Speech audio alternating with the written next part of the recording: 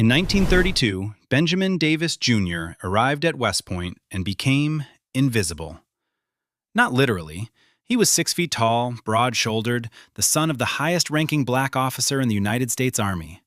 He had competed for his appointment, passed the entrance examinations, earned his place by every measurable standard the institution possessed. He walked through the same gates as every other plebe, wore the same uniform, slept in the same barracks, ate in the same mess hall. But no one spoke to him. Not on the first day, not on the first week, not in the first month.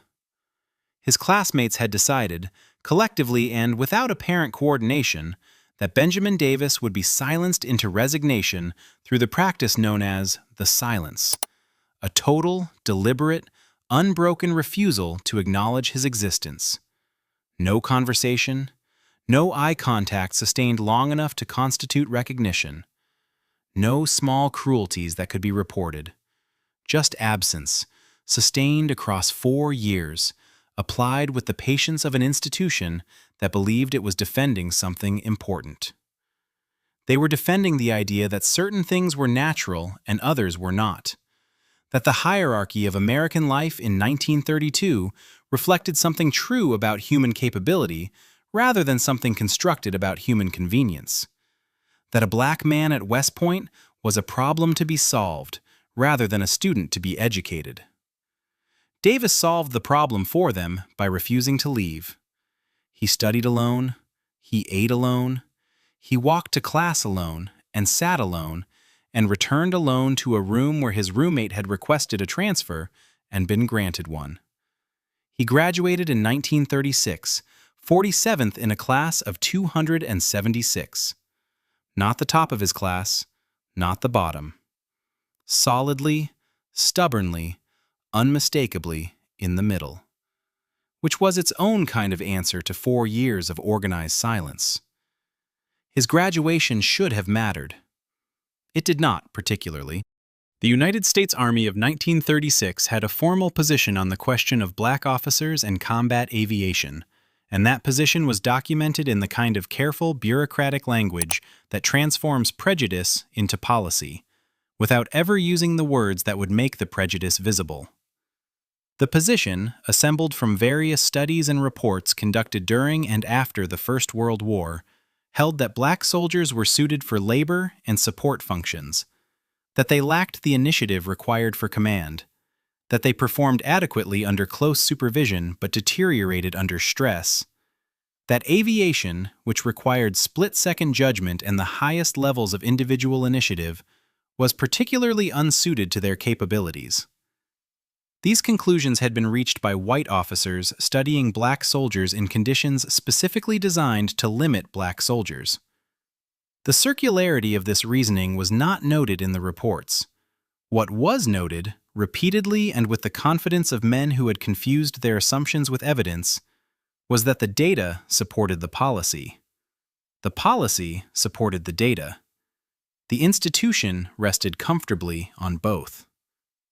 When Congress passed the Civilian Pilot Training Act in 1939 and included a provision requiring flight training for black Americans, the Army responded with the particular creativity of an institution that has been told to do something it does not want to do. It would comply. It would establish a training program. It would locate that program at Tuskegee Army Airfield in Alabama, geographically isolated, administratively separate, designed with the care of a man building a box he intends to keep closed. The program would be given every opportunity to fail. Its graduates would face assignment policies that kept them from combat. Its commanders would receive equipment late, supplies short, support reluctantly. The Army did not need to say it expected failure. The architecture of what it built said everything that needed saying. Benjamin Davis was assigned to command the new unit. He understood exactly what had been constructed around him. He had spent 4 years learning to function inside a structure designed to make him quit. He did not quit then. He would not quit now. Outside the gates of Tuskegee Army Airfield, Alabama, 1941, the first class of cadets arrived in the particular heat of a southern summer and looked at what had been built for them. Separate barracks, separate mess, separate everything, down to the separate water fountains that the base had installed as a courtesy to the surrounding community's expectations. They looked at all of this. Then they looked at the aircraft. The aircraft did not care who climbed into them. The instructors at Tuskegee were waiting for the washout rate. Every training program had one. Cadets who couldn't handle the aircraft, couldn't master navigation, couldn't perform under the pressure of timed examinations and demanding evaluators. A normal washout rate was acceptable, expected, built into the mathematics of how many men entered a program and how many emerged from it qualified to fly combat aircraft. The instructors at Tuskegee were not waiting for a normal washout rate. They were waiting for the number that would end the argument. The number that would travel up through the chain of command to the desks of the officers who had written the reports, who had assembled the data, who had concluded with professional confidence that this experiment was unnecessary and its outcome predetermined. A high enough washout rate would close Tuskegee quietly, without confrontation, with the appearance of objective measurement rather than deliberate policy. The cadets understood this. They understood it the way you understand something that is never said directly, but is present in every interaction, in the particular quality of attention an evaluator gives your performance, in the speed with which paperwork moves when it moves against you and stalls when it might help you. They had grown up in America. They knew how the architecture worked. Captain Benjamin Davis briefed his first class with the directness of a man who had learned that clarity was the only defense against an opponent who controlled the rules. "You will be washed out for any deficiency that would wash out a white cadet," he told them. "You will also be washed out for deficiencies that would not wash out a white cadet. This is the condition under which we are operating. It is not fair. It is not changing today. What is changing is what we do inside it." What they did inside it was fly.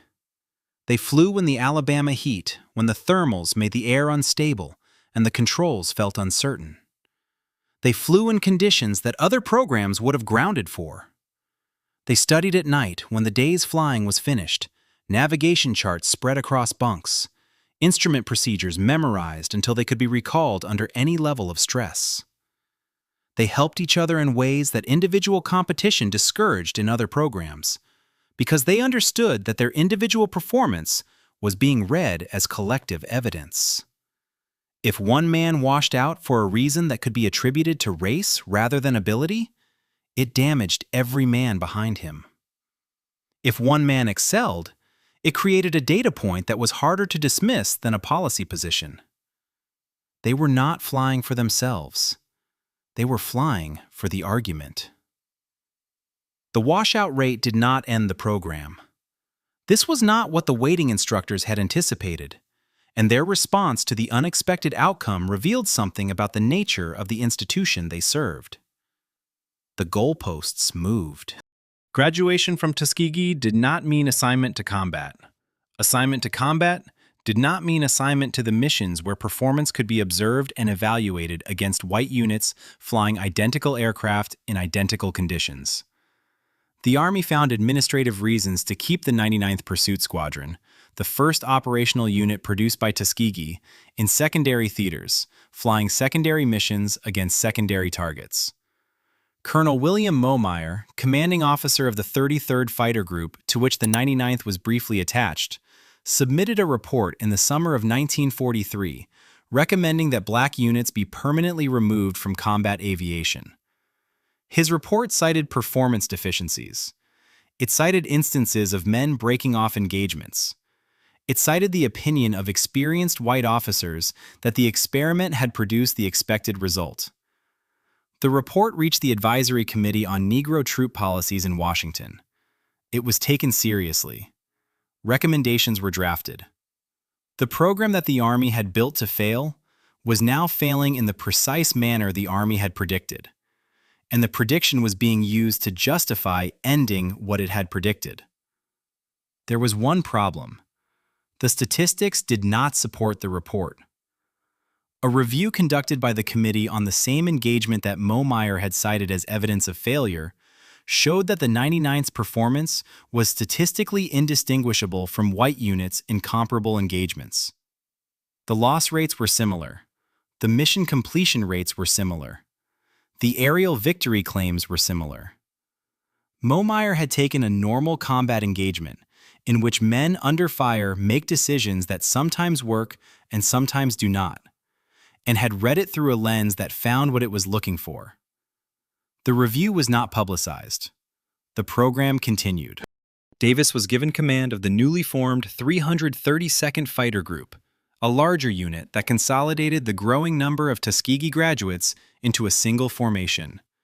He was given P-40s, then P-39s, then eventually P-47 Thunderbolts, and finally P-51 Mustangs. He was given the Escort mission, the assignment to fly alongside heavy bombers deep into enemy territory and bring them home. He was given, in other words, the most measurable job in combat aviation. Every bomber that returned was a data point. Every bomber that didn't was a data point. There would be no ambiguity of the kind that had allowed Meyer's report to exist. There would only be numbers, visible to everyone, impossible to reinterpret without making the reinterpretation itself visible. Davis understood what he had been given. It was not a gift. It was a test, with the answer written in advance by men who expected him to fail it. He began preparing his pilots for a mission that was about more than bombing runs over Italy. The decision to paint the tails red was not strategic. It was practical. In the summer of 1943, over the Mediterranean, bomber crews were having difficulty identifying their escort fighters at distance. All P-40s looked alike from a B-17 waist gunner's position, olive drab against bright sky, distinguishable from enemy aircraft only by silhouette and the particular anxiety of a man trying to make a correct identification before the wrong decision killed him. Davis ordered the tails of his aircraft painted red, not as a symbol, not as a statement, as a recognition marker. The same reason the 8th Air Force painted nose art, and the same reason squadron commanders used colored scarves. You needed to know who was flying beside you, and you needed to know it fast. What happened next was not planned by anyone. Bomber crews began talking. The specific, practical talk of men who fly dangerous missions and have opinions about who they trust beside them. They had flown with multiple escort groups by the summer of 1943. They had opinions about all of them. Some escort groups were aggressive, talented, and prone to leaving the formation when a German fighter presented itself as a tempting individual target. Some were competent and unreliable in the particular way that competence becomes unreliable when personal glory competes with assigned mission. The Red Tails stayed. The Red Tails were disciplined. The Red Tails did not leave. Word traveled through the bomber bases of the 15th Air Force in Italy with the speed that useful information always travels among men whose lives depend on it. Crews began requesting the Red Tails by description before they knew the unit's designation. By the time the 332nd's reputation had a name attached to it, the name was already secondary to the reputation. The tactical decision that created the reputation was Davis's, and it was not accidental. Every escort group in the 15th Air Force operated under the same fundamental tension. The mission was to protect the bombers. But aerial victories, individual kills, personal scores, the statistics that drove promotion and decoration, and the particular fame that combat pilots accumulated, came from engaging enemy fighters aggressively, which meant leaving the formation to pursue. The math of individual glory and the math of mission success pointed in different directions. Most escort groups resolve this tension the way men resolve tensions between duty and reward when the reward is immediate and the duty is abstract. They stayed close enough to satisfy the requirement and left when the opportunity presented itself. Davis resolved it differently. His pilots would not leave the formation, under any circumstances. A German fighter diving away from the bombers was not a target. It was a distraction, possibly a deliberate one designed to pull Escort away from the aircraft it was supposed to protect. His pilots would watch it go. This decision cost his pilots aerial victories. It cost them the personal scores that drove recognition. It cost them something real and measurable in the currency that combat aviators valued. Davis had calculated this cost and accepted it, because he had calculated something else first. The 332nd was not flying to accumulate victories. It was flying to survive as a program. One mission in which bombers were lost under Red Tail Escort would become the data point that ended everything, not because it was statistically significant, but because it was politically available. The men waiting for the program to fail needed only one clean example. Davis intended not to provide it. The pressure of institutional racism had accidentally produced the most disciplined escort doctrine in the 15th Air Force. By the spring of 1944, the 332nd was flying P-51 Mustangs with red tails, red noses, and a reputation that had spread beyond the informal network of bomber crew conversation into the official request system. Groups submitted escort preferences. The red tails appeared on those lists with a frequency that could not be explained by coincidence or rotation scheduling. It irritated certain commanders considerably. A black unit was being specifically requested by white crews over white units. The implications of this preference, in an army built on the premise that race determined capability, were not comfortable to examine directly. The requests were accommodated without official acknowledgement of why they were being accommodated. The Army was capable of pragmatism, even when pragmatism contradicted policy. The bombers needed to reach their targets. The red tails brought them back. The paperwork did not need to explain itself. Somewhere over the Adriatic, a B-17 waist gunner scanned the sky, found the red tails holding position off the left wing, and returned to his gun with the specific relaxation of a man who has confirmed that the people responsible for keeping him alive are where they are supposed to be. It was not gratitude exactly. It was something more professional than gratitude. It was trust, built from evidence, in conditions where evidence was the only currency that meant anything. On June 13, 1944, the 332nd Fighter Group did something no American escort unit had done before. They flew to Munich. Not a raid on the outskirts, not a target on the Italian side of the Alps where the mission profile kept risk inside manageable parameters. Munich, deep inside Germany, approximately 1,200 miles round trip from their base at Ramitelli, Italy, at the operational limit of what a P-51 Mustang could accomplish with drop tanks and favorable winds, and a pilot who managed his throttle with the discipline of a man who understood that running out of fuel over Bavaria was a specific kind of death. The bomber crews scheduled for the mission received their briefing and then received their escort assignment. The red tails.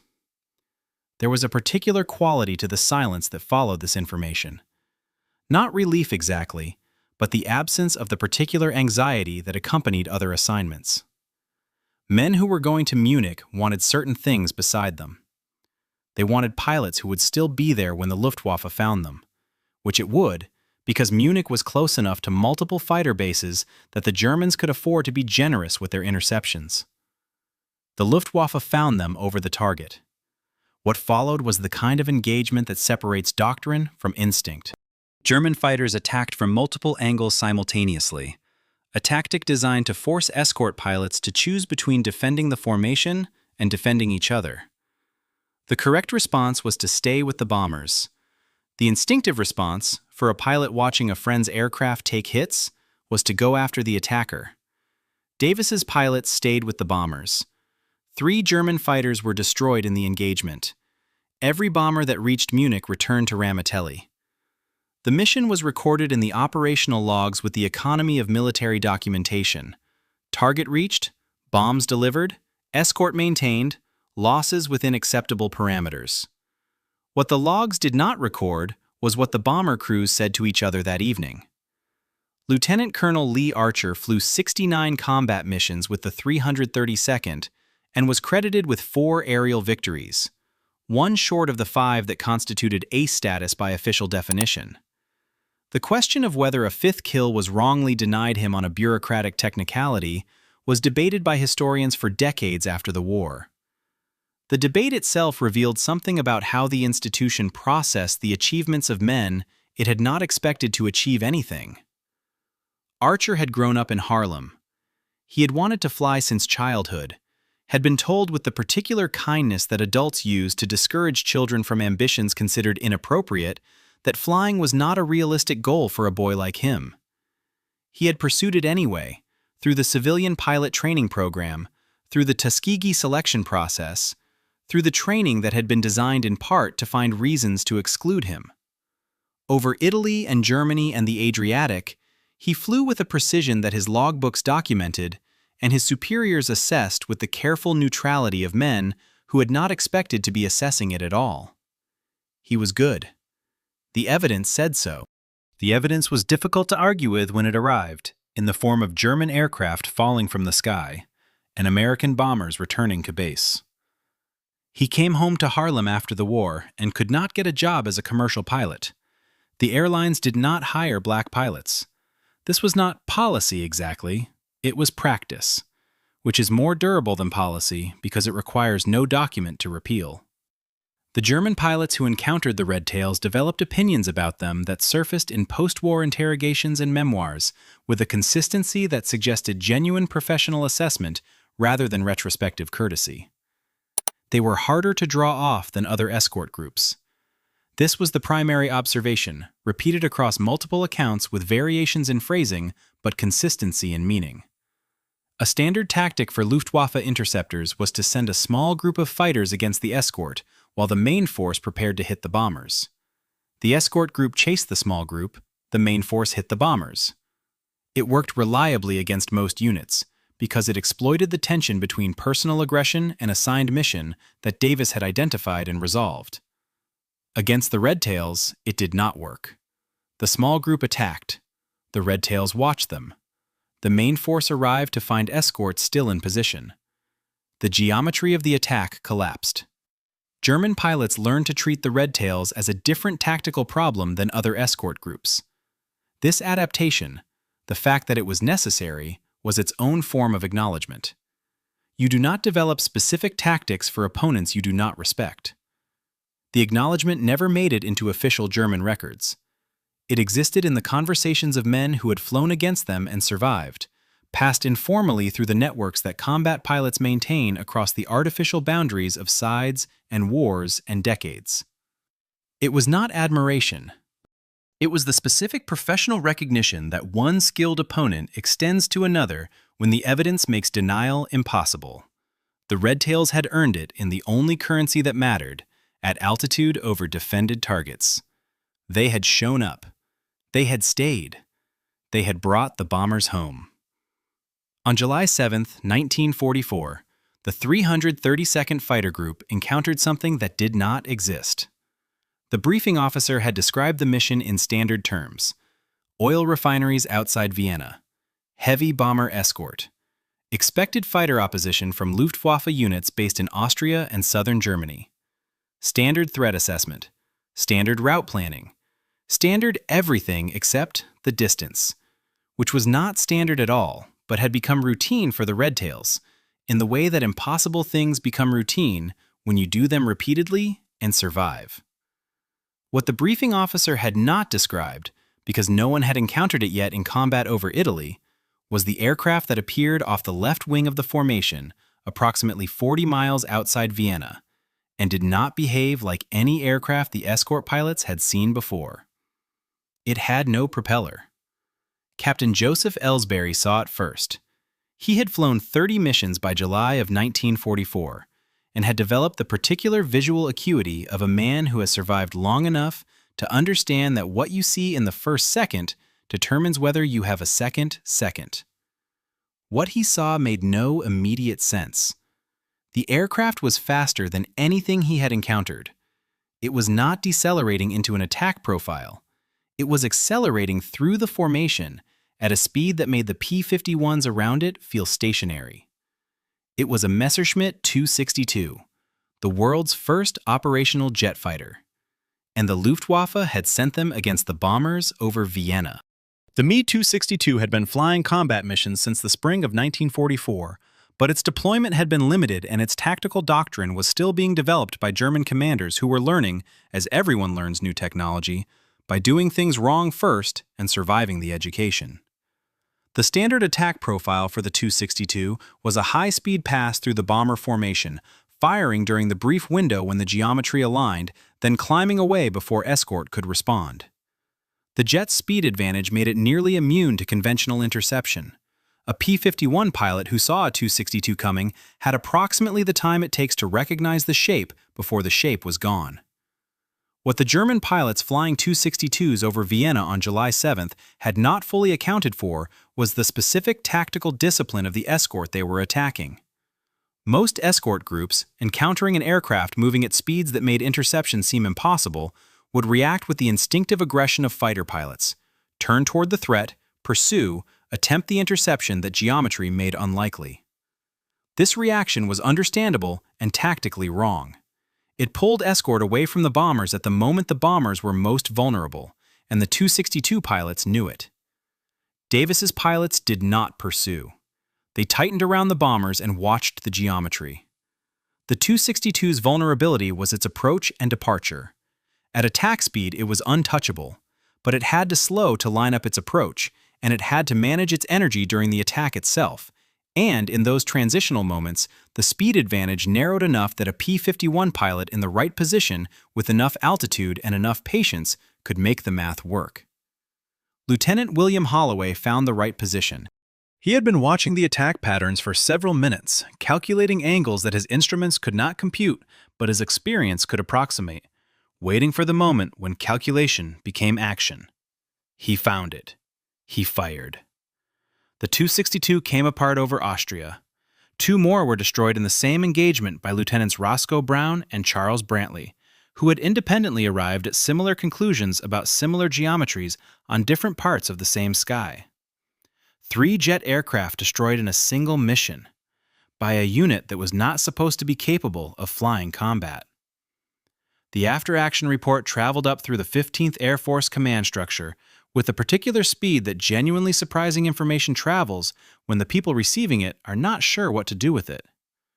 3 Me-262s, 1 escort mission. Red tails. General Nathan Twining, commanding the 15th Air Force, read the report and sent a commendation. The commendation was genuine and specific, which distinguished it from the generic praise that units received for completing missions without catastrophe. Twining had been watching the 330 seconds performance numbers for months. The numbers had been saying something that his institutional assumptions had not prepared him to hear easily, and he was enough of a professional to hear it anyway. The bombers that flew with the red tails came home at a rate that was not explained by luck or favorable conditions or the particular mercy of the Luftwaffe on certain days. It was explained by what happened in the space between the escort fighters and the bombers they were assigned to protect, in the discipline that held that space intact when German pilots were specifically trying to open it. Twining's commendation did not mention any of this directly. It cited the destruction of the Me-262s, which was the visible achievement, the thing that fit inside the existing language of combat assessment. What it did not cite was the invisible achievement, the bombers that reached Vienna and returned because the Red Tails had decided, months earlier and under pressure that had nothing to do with aviation, that leaving was not an option. Some decisions look like tactics. They are actually something older and harder to name, made by men who understood that the mission they were really flying had started long before they climbed into their aircraft. The numbers existed. They were the problem. Colonel Selway, commanding officer of the segregated base at Freeman Field, Indiana, understood this in the spring of 1944 with the clarity of a man watching an argument he expected to win slowly produce evidence against him. The Tuskegee program had been designed with failure as its anticipated outcome. Failure would have been clean, a data point, a conclusion, a quiet administrative closure that preserved the existing order without requiring anyone to defend it explicitly. The numbers were not cooperating. Loss rates for bombers escorted by the 332nd were lower than the theater average. Mission completion rates were comparable to the best white units in the 15th Air Force. The aerial victory claims, while lower than some groups, reflected a tactical doctrine that prioritized bomber survival over personal score, which was, by any honest reading of the escort mission's purpose, exactly the correct priority. These numbers created a specific kind of institutional discomfort. Not the discomfort of being wrong, which is painful but navigable. The discomfort of being wrong in a way that is documented, reproducible, and visible to anyone with access to the operational records. General Frank Hunter, commanding officer of 1st Air Force, responded to this discomfort with the directness of a man who had decided that the evidence was less important than the conclusion he had already reached. He visited Tuskegee in 1943 and addressed the pilots with the confidence of someone accustomed to not being contradicted. He told them that he was not there to question whether black and white men could fight together. He was there to tell them they could not. This was not his personal opinion, he explained. It was the opinion of the country. The Army reflected the country. The pilots would do well to remember this. The pilots sat in their chairs and listened, with the particular stillness of men who have learned that certain rooms require stillness. They had been practicing this stillness since childhood, in different rooms with different furniture and the same essential architecture of power explaining itself to the powerless. They returned to their aircraft and flew. Freeman Field, Indiana, April 1944. 101 black officers attempted to enter the officers' club designated for white personnel. They were arrested. All 101. The charges were insubordination and failure to obey a lawful order. The lawful order was to use a different club, a smaller one, with worse facilities, designated for their use. The Freeman Field Mutiny, as it came to be called, was not a mutiny in any military sense. No weapons were involved, no violence occurred. 101 men walked through a door and were arrested for walking through a door. And the paperwork generated by this event traveled up through the Army Air Force's command structure to the desk of General Hap Arnold, commanding general of the entire Army Air Forces. Arnold's response revealed the particular tension the Tuskegee program had created at the highest levels of the institution. Dismissing all 101 officers would have required courts-martial that would have become public, at a moment when the war was producing the kind of scrutiny that made public courts-martial of decorated combat pilots politically complicated.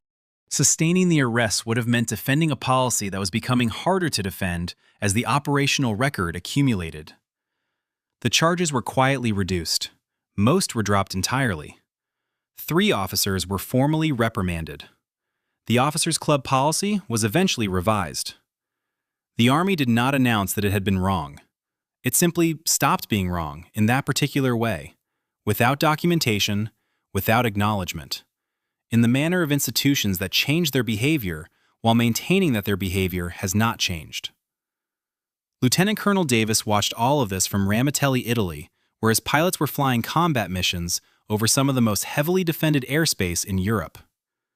He received reports of Freeman Field through the channels available to a commander whose unit was geographically separated from the political battles being fought in its name.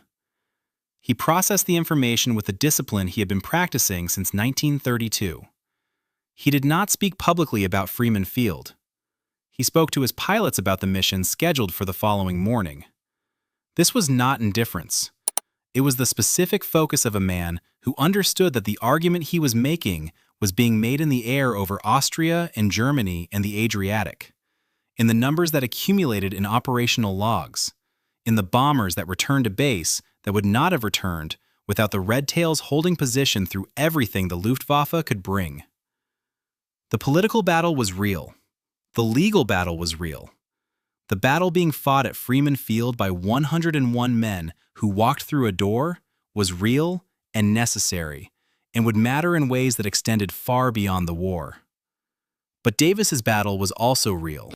It was being fought with different weapons in a different theater, and its outcome would be read by people who did not read legal briefs, but did read casualty reports and mission completion rates and the particular testimony of bomber crews who had been to Munich and Vienna and come home.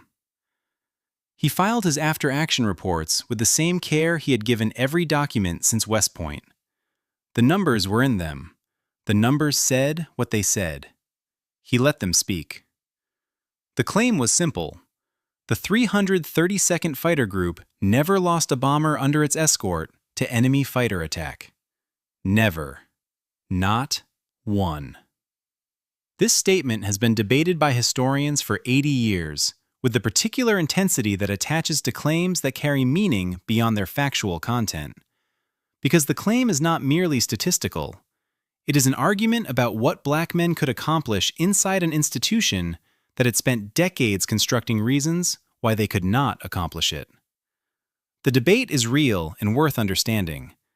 The most rigorous challenge comes from historians who examined 15th Air Force operational records and found instances where bombers were lost during missions on which the 332nd was assigned escort.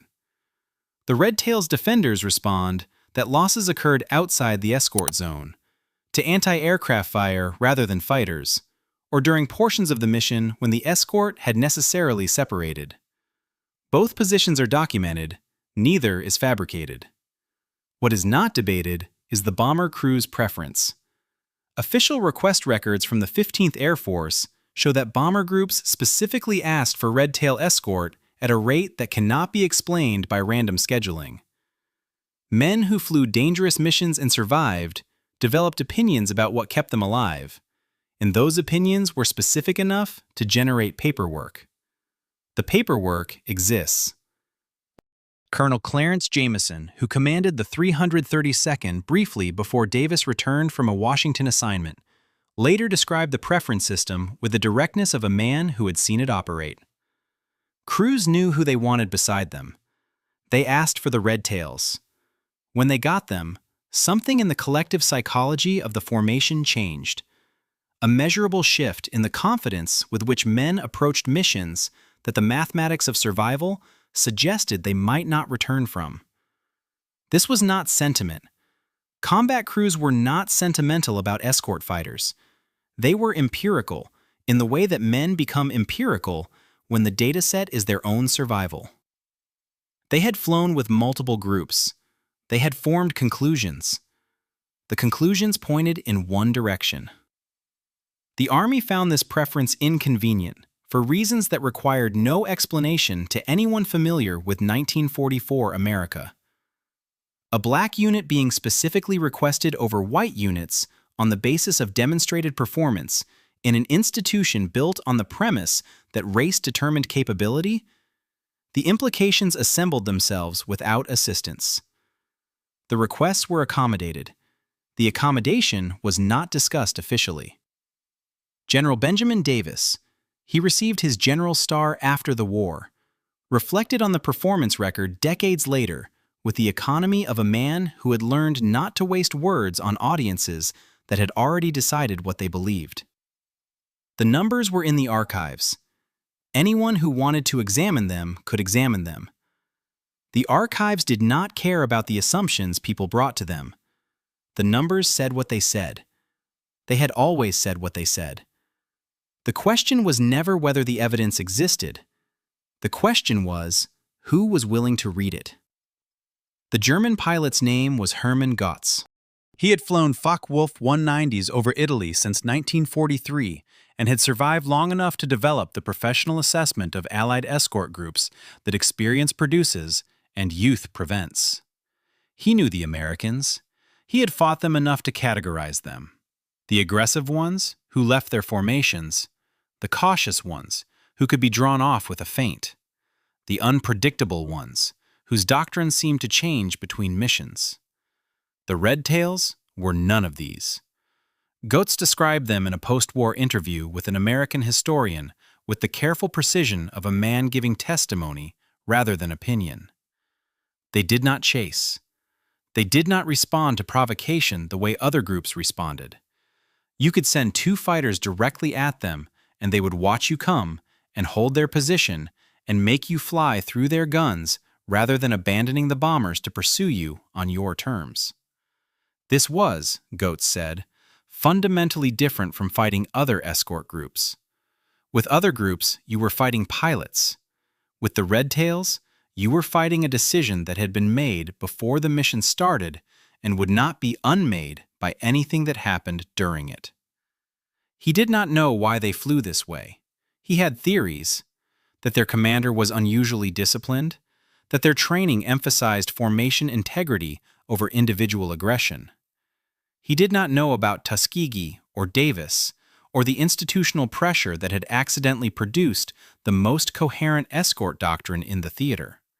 He knew only the result, and the result had cost him 3 missions he had expected to succeed. Sergeant Roger Terry was one of the Freeman Field 101. He had walked through the door, been arrested, been charged, watched the charges reduced and then dropped, and then shipped to Italy, where he flew combat missions over the same targets as the men who had arrested him. He thought about this occasionally at altitude, in the particular clarity that oxygen and danger produce, the way the mind finds its actual priorities when distraction is removed. He had walked through a door in Indiana and been arrested. He was now flying a P-51 Mustang over Austria, protecting bombers full of white crews who had specifically requested his unit. The distance between these two facts was the distance America had not yet traveled. He could see both ends of it from 30,000 feet. He filed his mission reports with the same care as every other pilot, and did not write any of this down in official documents. It was not the kind of thing official documents were designed to hold. After the war, he returned to Los Angeles and spent years attempting to have his record cleared of the Freeman Field reprimand. The legal process took decades. He was persistent in the way that men are persistent when the principle matters more than the outcome, when the fight itself is the point, because the fight is the only honest response to something that should not have happened. He won, eventually, in the way that eventually arrives too late to feel like victory, but arrives nonetheless, which is its own kind of answer. The math of survival, assembled from operational records and crew testimonies and the post-war accounts of men on both sides of the encounter, pointed consistently in one direction. The 332nd had flown under conditions specifically designed to make them fail. They had been given equipment late and support reluctantly, and assignments calibrated to limit their opportunity for the kind of visible success that generates institutional recognition. They had been arrested for walking through doors and evaluated by officers who had concluded their conclusions before examining their evidence. Inside all of this, they had developed a doctrine, enforced a discipline, and accumulated a record that the operational logs of the 15th Air Force preserved without editorial comment. The logs did not know they were supposed to say something different. They recorded what happened.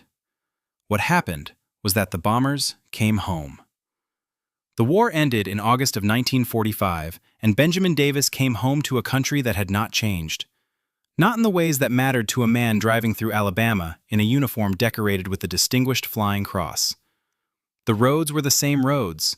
The signs were the same signs. The particular architecture of a society that had decided certain things about certain people and built its infrastructure accordingly, the separate entrances, the designated seating, the specific quality of attention a white police officer gives a black man in a military vehicle on a southern highway. None of this had been touched by the war that Davis had spent 4 years fighting. He had flown 60 combat missions. He had commanded the most decorated unit in the 15th Air Force. He had delivered a performance record that the operational logs documented without ambiguity. He drove through Alabama and was pulled over by a man with a badge who looked at his uniform and his rank and his decorations and saw something that none of those things could change in 1945 America. Davis noted this and continued driving. He had been practicing this particular discipline since 1932. He understood that the argument was not finished. It had simply moved to a different theater. The men who had flown with him dispersed across a country that received them with the specific ingratitude that America reserved for black veterans. The gratitude of public ceremony and the reality of private exclusion. The handshake at the parade and the closed door at the employment office. Lee Archer could not get a job as a commercial pilot. The airlines had policies that were not written down, because writing them down would have required defending them. And defending them would have required arguments that the operational record of the 332nd made difficult to construct honestly. Roscoe Brown, who had destroyed an Me-262 over Austria, earned a doctorate and became a university president. The skills that made him effective at 30,000 feet, precision, discipline, the capacity to make correct decisions under pressure, transferred without difficulty to institutions that were willing to evaluate them honestly. Daniel James flew combat missions in Korea and Vietnam after Tuskegee. In 1975, he became the first black four-star general in the history of the United States Armed Forces. He had learned to fly at a base designed to produce his failure. He spent 30 years demonstrating what that failure would have cost. Roger Terry spent decades fighting the legal battle over his Freeman Field reprimand. The army that had arrested him for walking through a door was the same army that had decorated him for flying through defended airspace over Vienna. He wanted the record to reflect both facts accurately. Eventually, it did. The institutional acknowledgement arrived slowly, in the way that institutions acknowledge things they should have acknowledged immediately, partially, reluctantly, in increments calibrated to the minimum necessary rather than the full amount owed. The Air Force was desegregated by executive order in 1948, 3 years after the war ended. President Truman signed the order without fanfare, in the language of administrative policy rather than moral reckoning, which was perhaps the only language available to him given the political conditions of 1948 America. The order did not mention Tuskegee. It did not mention Davis, or Archer, or Brown, or the operational records of the 332nd. It mentioned policy, which is what institutions mention when they change direction without acknowledging why. The men who had made the change necessary were not consulted about the language.